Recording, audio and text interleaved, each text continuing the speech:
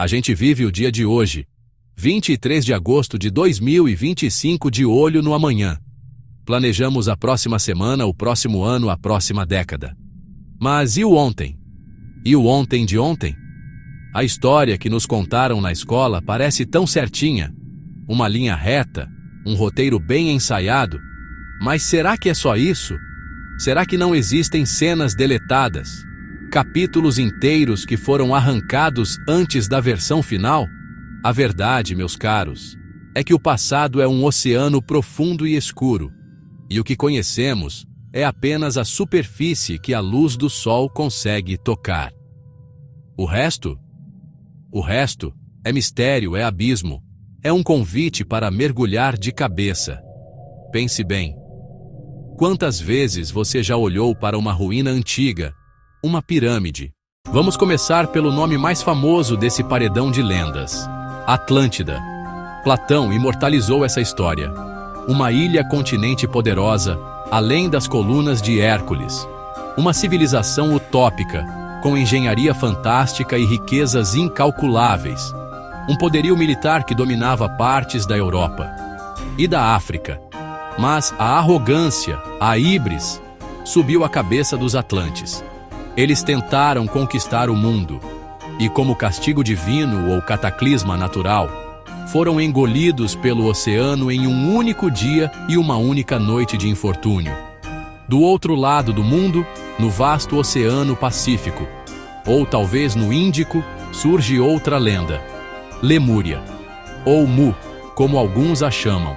Diferente da tecnológica e guerreira Atlântida, Lemúria é descrita como um paraíso espiritual.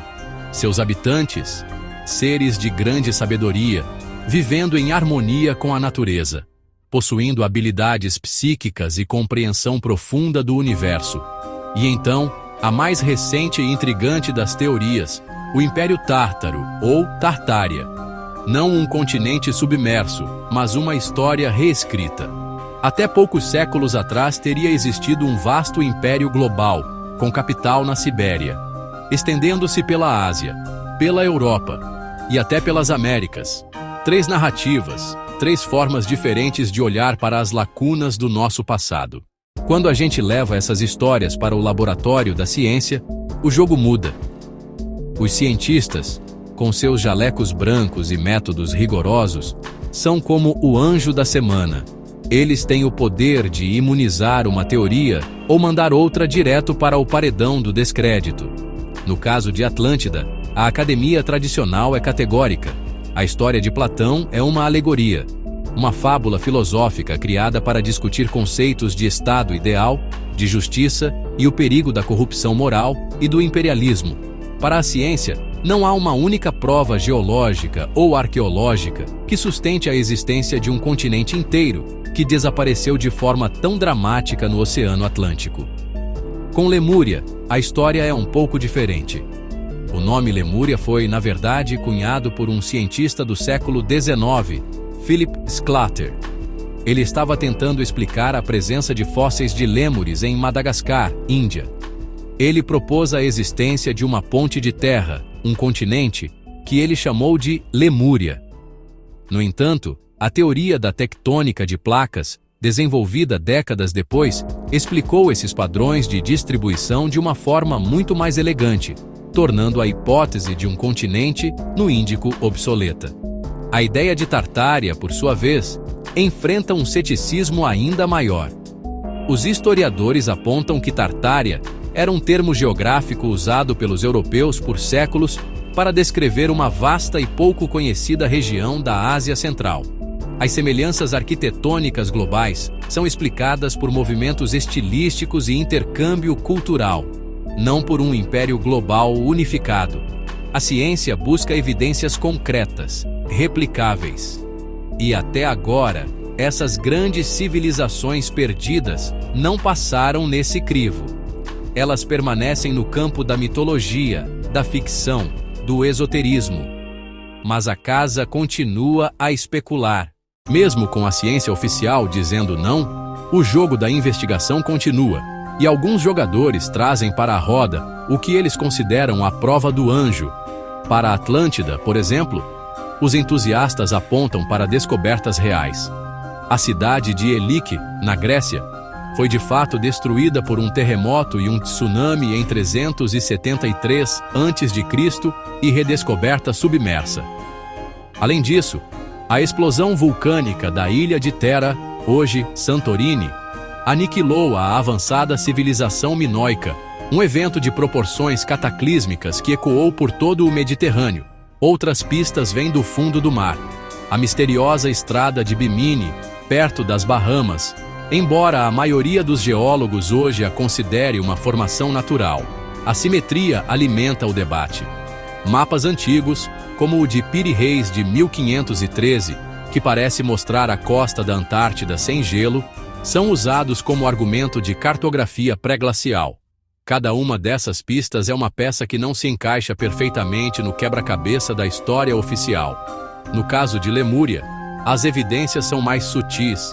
Mitologias polinésias, pirâmides em ilhas remotas e até paralelos linguísticos e genéticos que desafiam modelos tradicionais de migração.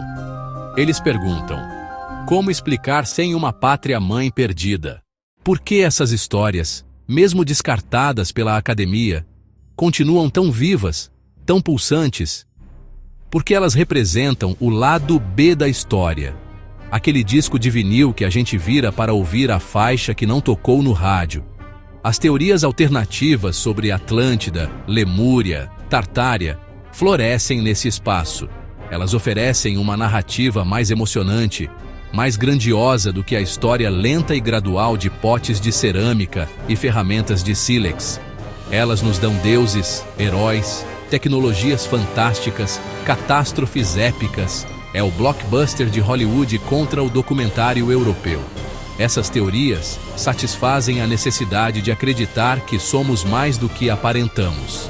Atlântida se torna o berço da tecnologia perdida. Cristais de energia, veículos voadores.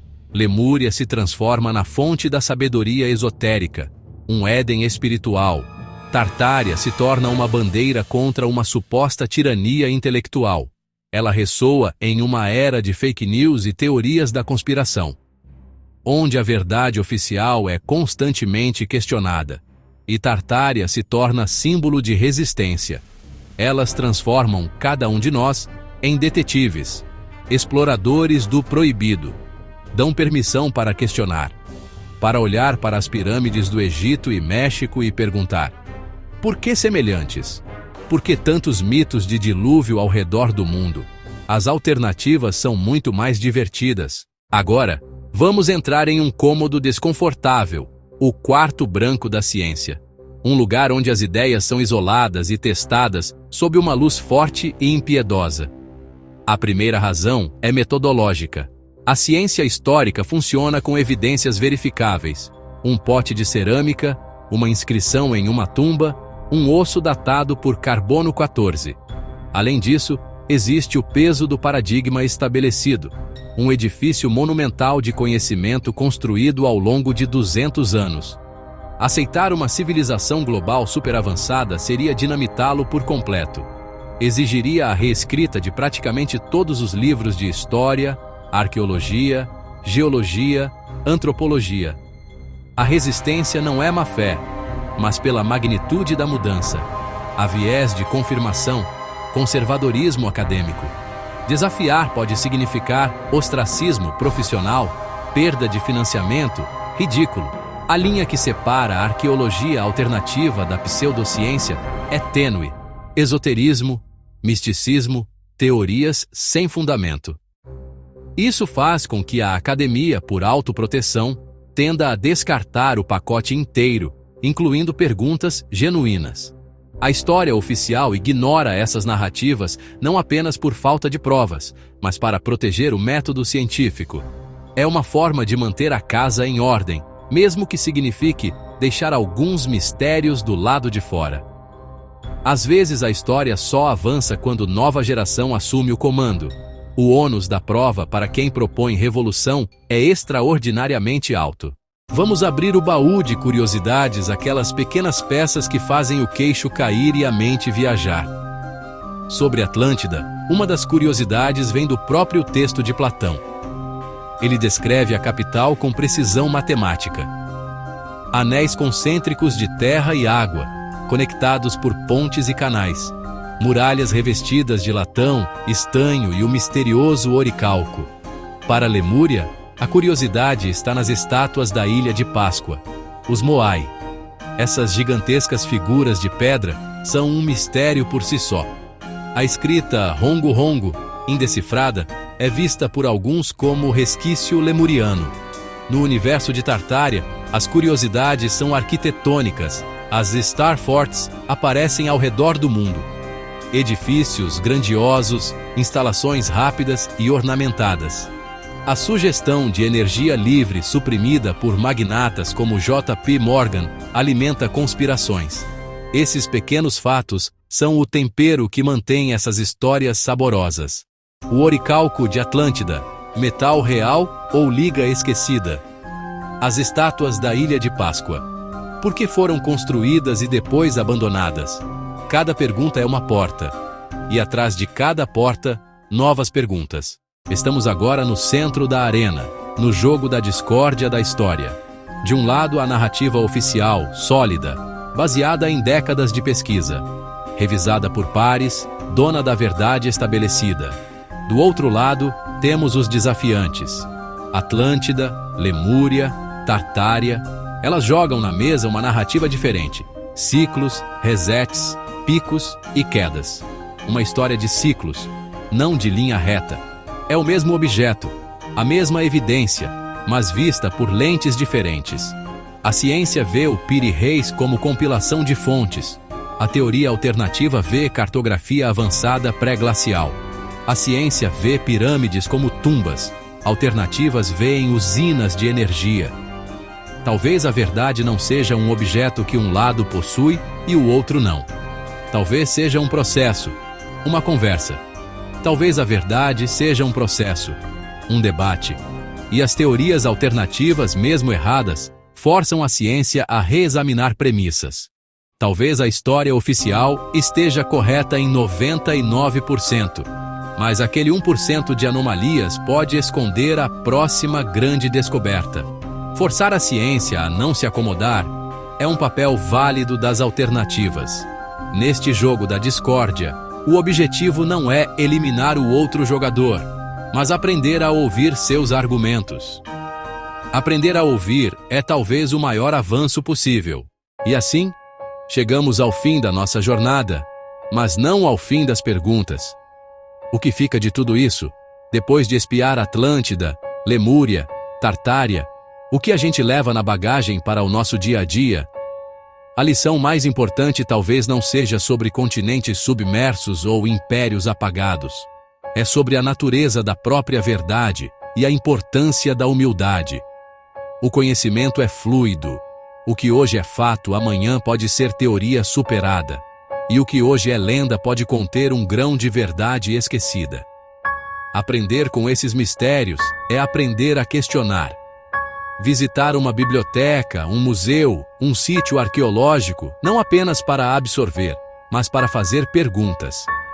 Ler não apenas os textos principais, mas as notas de rodapé, as fontes descartadas. Porque é no espaço, entre o conhecido e o desconhecido, que a verdadeira aventura do pensamento acontece. É ali que nascem as novas ideias que podem, um dia, saltar o muro e se tornar conhecimento. Então, da próxima vez que você olhar para o céu noturno, permita-se duvidar. Permita-se imaginar. Você acredita nessas civilizações esquecidas? A resposta é menos importante do que a jornada que a pergunta inspira. Boa noite.